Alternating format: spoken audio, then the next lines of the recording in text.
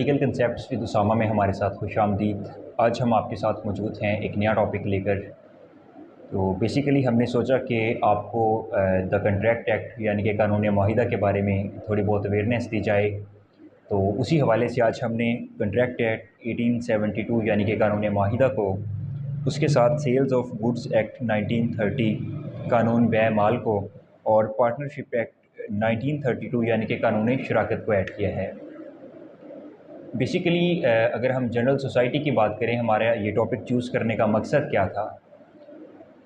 अगर आप ताजिर हैं, अगर आप प्रॉपर्टी डीलर हैं, अगर आप ज़िंदगी के किसी भी शोबे के साथ ताल्लुक़ रखते हैं, तो ज़ाहिरी बात है कि हमें ज़िंदगी में मुख्तलिफ़ अशिया की ख़रीदो फ़रोख्त और अपने दीगर कारोबारी या पार्टनरशिप के मामलात के साथ डील करना पड़ता है। तो उस हवाले से जो है वो हमारे लिए आज का टॉपिक बड़ी अहमियत का हामिल है। फ़र्स्ट ऑफ़ ऑल इसे स्टार्ट करते हुए हम जो है वो आज का दिन जो है इसकी टर्मिनोलॉजीज़ के ऊपर लगाएंगे और हम कोशिश करेंगे कि इसकी टर्मिनोलॉजीज़ को आपके लिए क्लियर बनाया जाए, और उसके बाद फर्दर जो है वो हम मुख्तलिफ़ तरह के क्वेश्चंस लेकर आपकी खिदमत में हाजिर होंगे। बेसिकली आज जो टॉपिक मैंने चूज़ किया है उसमें हम एग्रीमेंट और कंट्रैक्ट के बारे में बात करेंगे कि इकरार और माहिदा क्या होता है। तो नाज़रीन, एग्रीमेंट को, कंट्रैक्ट को समझने के लिए सबसे पहले हमें एग्रीमेंट को समझने की ज़रूरत है, और एग्रीमेंट को समझने के लिए हमें ज़रूरत पेश आती है कि हम एग्रीमेंट से पहले जो डेफिनेशंस दी गई हैं कंट्रैक्ट की, प्रपोज़ल की, और उसके बाद प्रॉमिस की, प्रॉमिसी की, प्रॉमिसर की, तो उन्हें ज़रा जो है वो क्लियर कर लें। तो मैंने कोशिश की है कि अपने ऑडियंस के लिए इसे जितना हो सके सिंपल और उर्दू में ट्रांसलेट करूं। सबसे पहले अगर हम एग्रीमेंट की बात करते हैं तो हमें प्रपोज़ल की डेफिनेशन को देखना होगा। Contract act 1872 section 2A proposal को कुछ इस तरह से डिफ़ाइन करता है। प्रपोज़ल यानी कि एजाब। बिलफ़र्ज़ अगर किसी एक शख्स ने या किसी एक फ़रीक ने अपनी रज़ामंदी किसी काम के करने या ना करने की किसी दूसरे शख्स या किसी दूसरे फ़रीक से इसलिए मतलब उसके ऊपर ज़ाहिर की है कि वो अपनी मंजूरी ज़ाहिर करे कि वो इस काम को करना चाहता है या नहीं करना चाहता। यानी कि जो लफ्ज़ एग्रीमेंट है, ये इंग्लिश के वर्ड ऑफ़र के हम पल्ला है। तो अगर आप किसी भी दूसरे शख्स को कोई जो है वो बात पूछते हैं और उससे उसकी रज़ामंदी लेते हैं, चाहे वो आपको उसके बारे में रज़ामंदी देता है या नहीं देता, तो आप उसे प्रपोज़ल पेश कर रहे हैं। अब अगर इन केस वो शख्स जो है वो जो प्रपोज़ल एक्सेप्ट करने वाला है, अगर वो आपका प्रपोज़ल एक्सेप्ट कर लेता है, तो ये कंट्रैक्ट एक्ट सेक्शन 2B के तहत प्रॉमिस बन जाता है। प्रॉमिस की जो डेफिनेशन है वो क्या है? प्रॉमिस जो है वो जब कोई शख्स जो है वो किसी शख्स को जो कि एजाब कर रहा है, अपनी कबूलियत शो करता है और अपनी जो है वो अपना प्रपोज़ल पेश करके उससे उसकी रज़ामंदी लेता है, अगर वो शख्स उस काम की उसे रज़ामंदी दे देता है तो वो क्या होता है? वो प्रॉमिस बन जाता है। अब यहाँ पे एक चीज़ जो है वो नोट करने वाली है कि जो पर्सन सेक्शन 2C के तहत जो कि प्रॉमिस को प्रपोज़ल दे रहा है, प्रॉमिस के लिए अगले शख्स की नीयत के बारे में जो है वो उसे अपना प्रपोज़ल पेश कर रहा है, तो वो शख्स क्या होगा? वो शख्स प्रॉमिसर होगा। The person making proposal is called promiser. Promiser को माहिद भी कहा जाता है।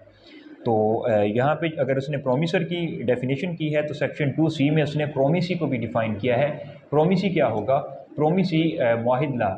मुआहिदला वो शख्स होगा जो कि मतलब एक्सेप्ट करेगा उसके प्रॉमिस को।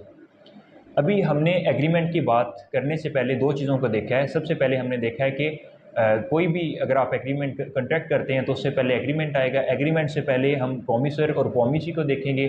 आपने प्रपोज़ल दिया, प्रपोज़ल एक्सेप्ट हुआ, वो प्रॉमिस बन गया। प्रपोज़ल देने वाला क्या होगा? प्रॉमिसर होगा, और प्रपोज़ल एक्सेप्ट करने वाला होगा प्रॉमिसी। आगे कंटिन्यू करते हैं। सेक्शन 2D इसमें जो है वो बड़ा इंपॉर्टेंट है, वो कंसिडरेशन की बात करता है। कंसिडरेशन मुतबादल या बदल या बदल अहद यानी कि कंसिडरेशन क्या होता है? कोई भी अगर आप मुआहिदा किसी के साथ तय करते हैं तो उसमें जो है वो मुआहिदे का बदल होना बहुत ज़रूरी है। अगर मुआहिदा का बदल नहीं होगा तो उस वक्त तक वो आपका एग्रीमेंट नहीं होगा।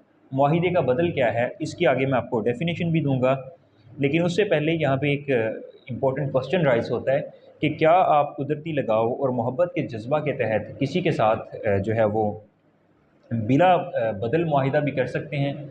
जी हाँ, आप कर सकते हैं, लेकिन आगे उसका क्राइटेरिया क्या होगा वो हम आगे फ़र्दर देखेंगे। तो मुआहिदा जो है वो, आप एक चीज़ याद रखिएगा, कोई भी मुआहिदा जो कि मुसलहत आमा के ख़िलाफ़ होगा, वो मुआहिदा जो है वो, उसमें अगर आप में से किसी एक फ़रीक ने किसी दूसरे फ़रीक को इन्वेस्टमेंट दी है, ज़र दिया है, तो वो जो है वो अपना ज़र बदल जो है वो वापस पाने का मुस्तहिक नहीं होगा। क्यों नहीं होगा? क्योंकि आपने वो जो एक्टिविटी की है या आपने जो एग्रीमेंट किया है या जो आपने मुआहिदा किया है वो आपने कानून के ख़िलाफ़ किया है। बिलफ़र्ज़ आप किसी तवाइफ़ को कोई इन्वेस्टमेंट देते हैं या किसी ड्रग्स एडिक्ट को कोई इन्वेस्टमेंट देते हैं, या आप मतलब बिलफ़र्ज़ किसी ड्रग सप्लायर को जो है वो इन्वेस्टमेंट देते हैं, या किसी जुआ करवाने वाले को इन्वेस्टमेंट देते हैं, तो आप कल को कानूनी तौर पर उसे वापस लेने के मुस्तहिक हरगिज़ नहीं होंगे। आगे से फ़र्दर कंटिन्यू करेंगे एक एग्ज़ाम्पल के साथ। यहाँ पे एक एग्ज़ाम्पल कोट करूँगा मैं। बिलफ़र्ज़ एक शख्स है जिसका नाम ज़ैद है, उसने दूसरे शख्स यानी कि बकर को ये ऑफ़र की है, ये प्रपोज़ल दिया है, ये इजाब दिया है कि वो उससे उसका जो प्लाट है वो 5 लाख के एवज़ ख़रीदना चाहता है। अब यहाँ पे ज़ैद ने बकर को प्रपोज़ल किया है, और लेकिन ये ज़ैद की तरफ से प्रॉमिस ही है, बकर की तरफ से प्रपोज़ल है जो कि बकर को रिसीव हुआ है ज़ैद की तरफ से। अब बकर जो है, अगर ये उसको उसकी हामी भरता है, उसकी जो बात है उस पे एग्री हो जाता है, तो वो प्रॉमिस में कन्वर्ट होगी है उनकी बात। अब ज़ैद जिसने उसे प्रपोज़ल या इजाब दिया है, ज़ैद क्या है यहाँ पे? ज़ैद यहाँ पे मुआहिद है, और बकर जिसने उसकी बात को कंसीडर किया है, जिसने उसकी बात को एक्सेप्ट किया है, वो यहाँ पे क्या है? वो यहाँ पे प्रॉमिसी है या फिर मुआहिदा है। अब जो कंसीडरेशन है यहाँ पे वो क्या है? वो 5 लाख है, जो कि प्लाट का मुतबादल है। 5 लाख जो है वो प्लाट का मुतबादल यानी कि उसकी कंसीडरेशन है, और प्लाट जो है वो 5 लाख की कंसीडरेशन है। फ़र्दर आगे से कंटिन्यू करेंगे, हमें बदल की इक़साम देखने की ज़रूरत है। बदल की इक़साम में कंसीडरेशन एग्जीक्यूटेड यानी कि बदल तामील शुदा। जब आप किसी भी शख्स के साथ इकरार करते हुए या उसके साथ मुआहिदा करते हुए उसे जो है बदल अदा कर दें, तो ये आपका बदल जो है वो तामील शुदा होता है, बदल आपका जो है वो कंसीडरेशन एग्जीक्यूटेड हो जाता है। इसके बाद कंसीडरेशन एग्जीक्यूटरी यानी कि बदल तामील तलब। बिलफ़र्ज़ अगर आप किसी शख्स के साथ कोई मुआहिदा करते हैं, किसी के साथ आप कोई लेन देन का मुआहिदा करते हैं, जिस तरह से ज़ैद और बकर के दरमियान प्लाट के लेन देन का जो है वो प्रपोज़ल और उसका जो है वो प्रॉमिस हुआ है, तो उसमें अगर उसमें आपने उसकी बदल की अदायगी को मुलतवी कर दिया है कि ये फ़लाँ डेट को या फ़लाँ दिन देगा, तो उसमें क्या होगा? बदल आपका तामील तलब है, कंसीडरेशन जो है वो आपकी एग्जीक्यूटिंग है, एग्जीक्यूटेड नहीं हुई है। और कंसीडरेशन पास्ट, इसकी तीसरी किस्म है बदल माजी। बदल माजी अगर आपके इकरार या मुआहिदा करने से पहले ही वो आपकी पेमेंट जो है वो अदा हो गई है, या कोई भी ज़रूरी नहीं है कि पेमेंट हो, कोई भी कंसीडरेशन जो है वो पहले से अदा हो गई है, तो फिर यहाँ पे क्या है? बदल माजी हो जाएगा, कंसीडरेशन पास्ट हो जाएगी। सेक्शन 2E के तहत हम एग्रीमेंट को देखते हैं, इकरार या इकरारनामा क्या है, तो उसमें सबसे पहले इसकी जो डेफिनेशन सेक्शन 2E के तहत की गई है, हर अहद या एक से ज़्यादा अहद जो बाहम इस तरह से हों कि उनमें से हर एक दूसरे का जो है वो मुतबादल हो, तो ये क्या हो जाएगा? आपका एग्रीमेंट हो जाएगा। तो इसमें एक इम्पॉर्टेंट क्वेश्चन फिर से राइज़ होता है कि क्या आपका इकरारनामा या आपका जो है वो एग्रीमेंट है, ये विदाउट कंसीडरेशन यानी कि बग़ैर बदल के हो सकता है? मैं कह सकता हूँ कि मैंने जो है वो मैं एक शख्स, मेरा नाम ए है, मैं क्या कह सकता हूँ, मैं दावा कर सकता हूँ कि मैंने बी से एक प्लाट ख़रीदा है, हमारा इकरार हुआ है, लेकिन उसमें कीमत हमने या कंसीडरेशन जो है वो तय नहीं की, तो उसकी कोई कानूनी हैसियत नहीं होगी। आपको कंसीडरेशन या बदल लाजमी शो करना पड़ेगा, चाहे वो मामूली ही क्यों ना हो। अच्छा, उसके बाद अगर आपने उसके साथ कोई ना कोई बदल शो कर दिया है, तो इसका मतलब है आपका बाहमी समझौता जो है वो तय पाया है। तो बाहमी समझौता तहरीरी भी हो सकता है, ज़बानी भी हो सकता है, सरीही भी हो सकता है, या मानवी भी हो सकता है। अगेन इम्पोर्टेंट क्वेश्चन राइज होता है, वो ये कि क्या हम ये बात कर सकते हैं, क्या इस बिना पर किसी शख्स के ख़िलाफ़ कोर्ट में लिटिगेशन फ़ाइल कर सकते हैं कि इस शख्स के साथ जो हमारा एक ज़ुबानी माहिदा तय हुआ है? जी हाँ, आप कर सकते हैं। ज़ुबानी माहिदे की कानूनी हैसियत होती है कुछ मैटर्स में। अब उसे कोर्ट किस तरह से लेती है या उसे आप किस तरह से प्रूव करते हैं, वो अलग जाके ट्रायल में आपको साबित करना होगा। अगर मुआहिदा की खिलाफ वर्जी हो जाती है तो उस सूरत में क्या हो सकता है? मुआहिदा की खिलाफ वर्जी की सूरत में दो तरह की रेमेडीज़ हमारे पास होती हैं। या तो जो मुआहिद है यानी कि जो मुआहिदा करने वाला है वो मुआहिद पर या मुआहिदला जो है वो मुआहिद पर प्रोमिसी पर या प्रोमिसी जो है वो प्रोमिसर पर क्या कर सकता है, हर जाने का दावा भी कर सकता है कोर्ट के अंदर। और उसके अलावा बाज़ सूरतों में तामील मुख्तस के ज़रिए जो है वो उसकी दादरसी भी हो सकती है। वो कोर्ट में तामील मुख्तस की जो है वो एप्लीकेशन फ़ाइल कर सकता है और अपनी दादरसी करवा सकता है। कोर्ट जो है वो उसकी दादरसी करेगी। इसके बाद हम एक डेफिनेशन को देखते हैं, इकरारनामा बातिल। यानी कि इकरारनामा बातिल क्या होता है? ये एक ऐसा इकरारनामा होता है जो कि कानूनी तौर पर काबिल नफाज ही नहीं होता है। और जो कानूनी तौर पर काबिल नफाज ही नहीं होता तो ये इसे इकरारनामा बातिल कहा जाता है। इकरारनामा मुआहिदा वो होता है जो कि कानूनी तौर पर नाफिजुल अमल हो, अदरवाइज़ वो इकरारनामा बातिल होगा। इसके बाद हम इसे कंटिन्यू करेंगे फर्दर। सेक्शन 2F में जाएंगे कंट्रैक्ट एक्ट के, तो उसमें हमें रेसिप्रोकल प्रॉमिस के बारे में बताता है कि बाहमी ओहद क्या है। बाहमी ओहद ऐसे ओहद को कहते हैं कि दो जो हैं वो ओहद हैं वो एक दूसरे का बदल हैं। दो प्रॉमिसेस हैं वो एक दूसरे की कंसिडरेशन भी हैं एट द सेम टाइम, उन्हें रेसिप्रोकल प्रॉमिसेस कहा जाता है। सेक्शन 2G में जाकर हम वॉइड की डेफिनेशन देखेंगे, बड़ी इंपॉर्टेंट डेफिनेशन है, आगे जाके आपके काम आएगी। वॉइड यानी कि कल अदम, बातिल या बेअसर की तारीफ़ क्या है? कॉन्ट्रैक्ट एक्ट सेक्शन 2G में जो कल अदम या बातिल या बेअसर की तारीफ़ है, वॉइड की तारीफ़ है, उसे हम बुक से देखते हैं, यहाँ पे ज़्यादा मज़ीद क्लियर हो जाएगा। वॉइड बेसिकली जो है वो इसे कहते हैं an agreement not enforceable by law is said to be void. हर वो इकरार जो अज़रूए कानून काबिल नफाज ना हो बातिल कहलाता है। मसलन वो इकरार जिसका बदल गैर कानूनी हो। बिलफर्ज मैं ये कहता हूँ कि मैं तुम्हें एक अपना प्लाट दूंगा, आप बदले में एक बंदे को जो है वो उसका मर्डर कर दो, तो ये जो है वो कल अदम, बातिल और बेअसर है। इसके ख़िलाफ़ आप कोई भी मतलब लिटिगेशन फ़ाइल नहीं कर सकते। या मैं आपसे ये कहता हूँ कि मैं आपको अपना प्लाट या मैं आपको अपना घड़ी या मोबाइल फ़ोन दूंगा और आप बदले में क्या करें, आप बदले में जाकर किसी शख्स के ऊपर हमला करें या उससे गैर कानूनी तौर पर नुकसान पहुँचाएँ या उसे ड्रग्स की सप्लाई करें, मनशियात की सप्लाई करें, तो क्या होगा? ये कल अदम होगा, बातिल होगा, बेअसर होगा या वाइट होगा। चाहे मैंने तहरीरी तौर पर कहा है, चाहे मैंने आपसे जो है वो ज़ुबानी मुआहिदा किया है, लेकिन ये कल अदम होगा। अब एक तो हो गया कल अदम और एक है काबिल इब्ताल, यानी कि काबिल इब्ताल वाइडेबल। इसकी डेफिनेशन सेक्शन 2(1) के तहत है, इसमें कानून मुआहिदा में, कंट्रैक्ट एक्ट में। इसकी डेफिनेशन हम बुक से देखेंगे। An agreement which is enforceable by law at the option of one or more of the parties thereto but not at the option of the other or others is voidable contract. ये इस तरह के मुआहिदात होते हैं जो कि जिनकी रजामंदी, धोखा, फ़रेब, गलत बयानी, जबर या दबाव के ज़रिए हासिल की जाए, इन्हें काबिल इब्ताल कहेंगे, बशर्ते कि किसी भी फ़रीक के साथ जिसके साथ फ़रेब या धोखा किया गया है वो इस बात को तस्लीम करे कि वाकई उसके साथ फ़रेब हुआ है, उसके साथ धोखा हुआ है। अगर वो इस चीज़ को कंसीडर ही नहीं करेगा तो फिर वो किस तरह से कहलाएंगे? सेकेंडली, लेकिन अगर माहिदा मज़कूरा फ़रीक़ैन की मंजूरी से जायज़ और काबिल नफाज हो सकता है, ऐसे माहिदे को कलदम करने के लिए इसका मनसूख करना ज़रूरी है, बसूरत देकर वो फ़रीक़ैन को पाबंद रखेगा। ठीक है जी। अगर अब जिस शख्स के साथ धोखा या जबर हुआ है उसे चाहिए कि वो जाके मामले को काबिल इब्ताल करार दे, वो कहे कि मेरे साथ धोखाधड़ी के ऊपर ये मामला हुआ है, जो कि फ़रीक़ैन में से किसी भी एक फ़रीक़ की मर्ज़ी पर अज़रूए कानून जो है वो नाफिज हुआ है। अच्छा, अब इसमें क्या है, कबूलियत एक्सेप्टेंस है अगली डेफिनेशन, वो भी बड़ी अहमियत की हामिल है, उसे हम देखते हैं।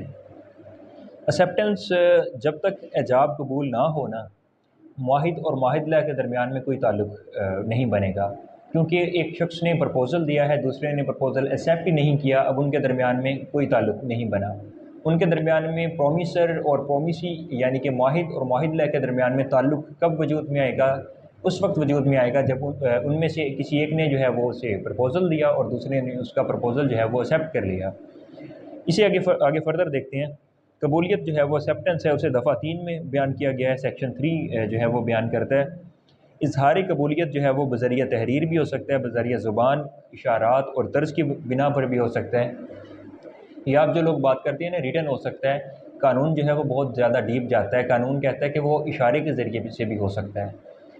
एजाब को अहद में बदलने के लिए किन चीज़ों का होना ज़रूरी है? अगर आपको किसी शख्स ने प्रपोज़ल किया है तो उसे अब आपने प्रॉमिस के अंदर किस तरह से बदला है, उसके लिए जो शराइत हैं वो कौन कौन सी होनी चाहिए? कबूलियत जो है वो गैर मशरूत होनी चाहिए। आप ये नहीं कहेंगे कि मैं आपका कबूल तो कर लेता हूँ, लेकिन उसमें आप कोई ऐसी मावराए अकल शर्त ले आएँ, तो उसमें वो नहीं एक तो होनी चाहिए। सेकेंडली, कबूलियत का इज़हार जो है वो मुनासिब तरीक़ाकार से होना चाहिए। और किसी अगर उसमें आपका जो प्रपोज़ल है उसमें अगर कोई ख़ास किस्म की मियाद रखी गई है या कोई ख़ास किस्म का जो है वो उसका तरीक़ाकार रखा गया है तो उसे भी फ़ॉलो करना लाज़मी है। बिलफ़र्ज़ उसने कहा है कि जो कंसीडरेशन है वो मैं आपको जो है वो बाद में अदा करूँगा, जो कि हम पहले भी देख चुके हैं उसकी डेफ़िनेशन को, कंसीडरेशन एग्जीक्यूटरी को। तो उसमें उसे अगर हम फ़ॉलो करते हैं तो जो भी उसकी ज़रूरी यानी कि उसका तरीक़ाकार या मियाद है उसे भी देखना यहाँ पे लाज़मी होगा। अब हम बेसिक जो है हमारा कंसीडरेशन इसमें इस वक्त ये भी हमने देख लिया। तो अब हम आते हैं हमारे कंट्रैक्ट की तरफ, मुआहिदा की तरफ। सेक्शन 2H के अंदर जो है वो कंट्रैक्ट एक्ट डिफ़ाइन करता है मुआहिदा को। मुआहिदा क्या होता है? मुआहिदा एक ऐसे इकरारनामे को कहते हैं जो कि कानूनन काबिल नफाज हो। और उसके बाद इकरारनामा एक इकरार है जिसमें अहद के बदल दूसरा अहद है। अब ये देखें, इकरारनामा, कोई भी ऐसा इकरारनामा जो कि कानूनन काबिल नफाज हो जाए तो वो क्या होता है? मुआहिदा बन जाता है। अब यहाँ पे क्वेश्चन फिर से राइज होता है कि हर इकरारनामा ही मुआहिदा बनेगा? जी नहीं, हर इकरारनामा मुआहिदा नहीं बनेगा। और जो है वो सेक्शन 1 कानून मुआहिदा के तहत जो है वो सेक्शन 10 कानून मुआहिदा के तहत हम यहाँ पे देखेंगे आगे से फर्दर, और हम ज़रूरी शराइत को भी देखेंगे जो कि सेक्शन 10 कानून मुआहिदा जहाँ पे जो है वो हर इकरारनामा जो ख़ास मजाज मुआहिदा की तरफ से बारज़ामंदी बिलअवज़ बदल जायज़ और अर्ज़ जायज़ के वास्ते किया जाए और ज़रूर कानून हाजा सराहतन कलदम करार ना दिया गया हो, मुआहिदा है।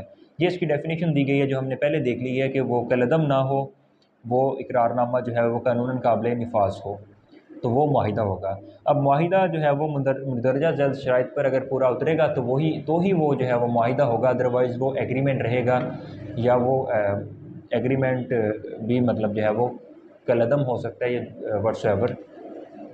हमें हम ये देखना है कि मुआहिदा जो है वो किन शराइत के ऊपर पूरा उतरे तो वो मुआहिदा होगा।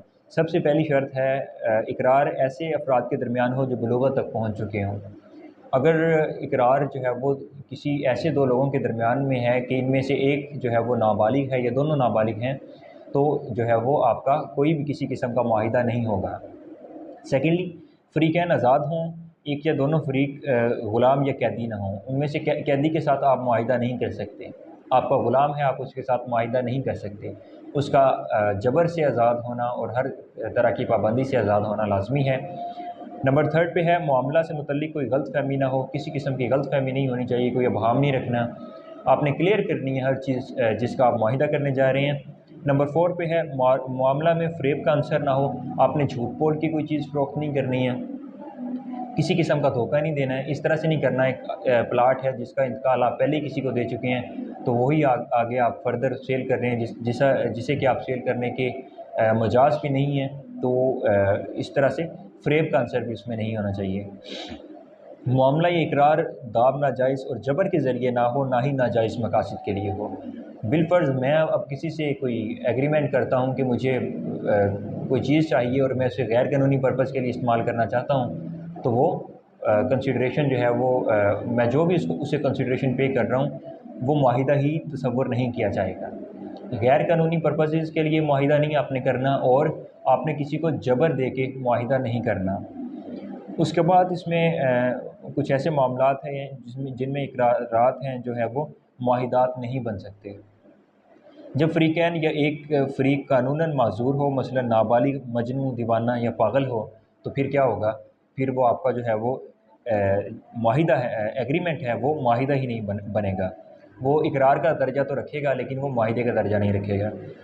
सेकेंडली, नामुमकिन वक़ूअ चीज़ों के बारे में इकरार या मुआहिदा नहीं बन सकता। बिलफ़र्ज़ मैं ये कहता हूँ कि मैं तुम्हें जो है वो आसमान के ऊपर, चाँद के ऊपर जो मेरी 10 एकड़ ज़मीन है वो मैं आपको 2 करोड़ की बस फ़रोख्त करता हूँ, तो ये जो चीज़ें हैं ये एग्ज़िस्ट ही नहीं करती। मफ़ूकुल फ़ितरत चीज़ों के बारे में भी आप मुआहिदा नहीं कर सकते, उनकी भी कोई लीगल जो है वो कानूनी हैसियत नहीं होती। आगे गैर कानूनी सरगर्मियों से मुतल्लिक इकरारात या मामलात मुआहिदात ना होंगे। कारोबार या शादी में रुकावट पैदा करने वाले मामलात मुआहिदात ना हैं। कोई ऐसे मामलात रखें जिससे किसी की शादी में या कारोबार में आप रुकावटें डालना शुरू कर दें, तो वो भी आपके मुआहिदात कंसीडर नहीं होंगे। उसके बाद बिला बदल मामलात जो हैं वो मुआहिदात नहीं कहला सकते। बिलफ़र्ज़ मैं ये कहता हूँ कि मैं एक शख्स यानी कि मैंने बी से एक प्लाट लिया है और हमारा उसमें जो है वो इकरार हुआ है या हमारा उसमें प्रॉमिस हुआ है जो, तो वो मुआहिदा बन चुका है। मुआहिदा किस तरह से बन चुका है, मुझे बी ने ये कहा था कि तुम मुझसे ये प्लाट ले लो, लेकिन इसमें हमने कंसिडरेशन कोई नहीं रखी, उसने मुझे वैसे ही ये प्लाट फ़रोख्त कर दिया है। अगर कंसिडरेशन ही नहीं आई है तो वो मुआहिदा ही कंसिडर नहीं हुआ। मुआहिदा शर्त भी मुआहिदे की अगर आपने कोई शर्त भी रखी है तो वो भी मुआहिदा नहीं होगा।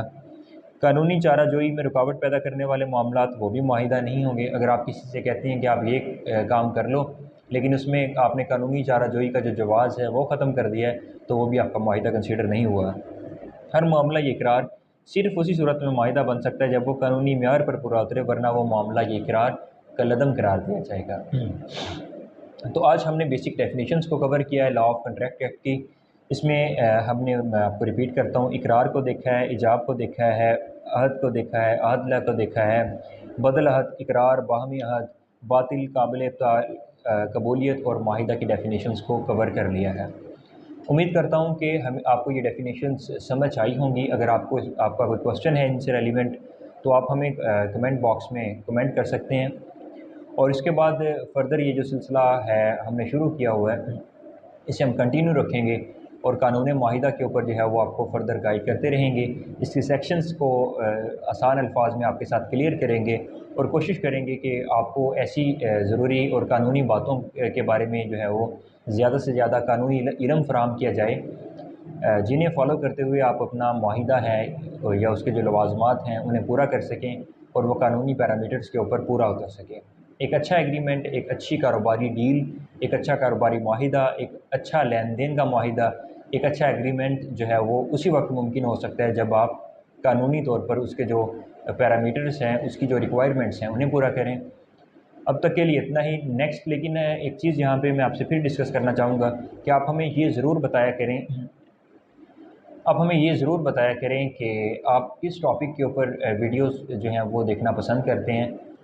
इंशाल्लाह हम आपके साथ जल्द ही क्रिमिनल लॉ के ऊपर, सिविल लॉ के ऊपर, फैमिली लॉ के ऊपर और कॉन्स्टिट्यूशनल लॉ के ऊपर वीडियोस बनाएंगे और हमारी लीगल एक्सपर्ट्स की जो टीम है या हमारे जो लीगल एक्सपर्ट्स हैं और हमारे लीगल एक्सपर्ट्स जो हैं वो आपके साथ इंशाल्लाह बहुत जल्द मौजूद होंगे और आपकी जो रिक्वायरमेंट्स या आपके जो सवालात हैं उनका जो है जवाब भी देंगे और उसके ऊपर जो है वो आपके पसंदीदा टॉपिक्स के ऊपर वीडियोस लेकर आएंगे। हमारा मकसद एक ही है, आपको अवेयरनेस देना, लीगल अवेयरनेस देना, आपको जो है वो गाइड करना। अपना ख्याल रखिएगा। हाज़िर होंगे एक नई वीडियो में एक नए लेक्चर के साथ।